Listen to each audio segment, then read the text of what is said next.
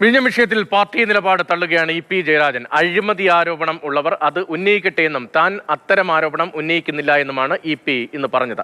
വിവാദം ഉണ്ടാക്കേണ്ടതില്ല, അദാനി വിശദീകരിച്ചിട്ടുണ്ട് എന്നും ജയരാജൻ പറഞ്ഞു. പ്രതികരണം: ആ കരാർ വ്യവസ്ഥയിൽ നിന്ന് വ്യതിചലിക്കാതെയും നമ്മുടെ സംസ്ഥാനത്തിൻ്റെ താല്പര്യങ്ങൾ സംരക്ഷിക്കാൻ കഴിയത്തക്ക നിലയിലും ഫലപ്രദമായ ഇടപെടലാണ് സംസ്ഥാന ഗവൺമെൻറ് ഭാഗത്തുണ്ടാകേണ്ടത്.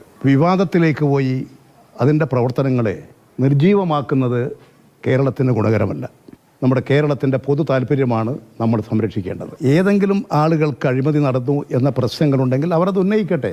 ആ ഉന്നയിക്കുന്ന കാര്യങ്ങൾ ബന്ധപ്പെട്ട ആളുകൾ അവരെല്ലാം അന്വേഷിക്കട്ടെ.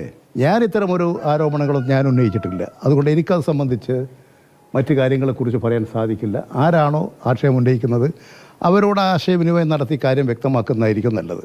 ഒരു പാർട്ട്ണർമാർക്ക്, ഒരു കരാറുകാർക്ക് അവർക്ക് മാത്രമായി അതിൽ ഭേദഗതി വരുത്താനോ അവർക്ക് പുറം കരാറുണ്ടാക്കാനോ അവർക്ക് കരാറിൽ ഷെയർ ആരെങ്കിലും ഓഹരി ഉടമകളാക്കി ചേർക്കാനോ സാധിക്കുന്നല്ല.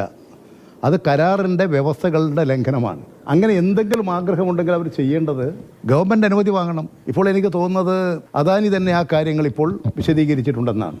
ഇപ്പോൾ അതിൽ വലിയ തർക്കമുണ്ടെന്ന് എനിക്ക് തോന്നുന്നില്ല.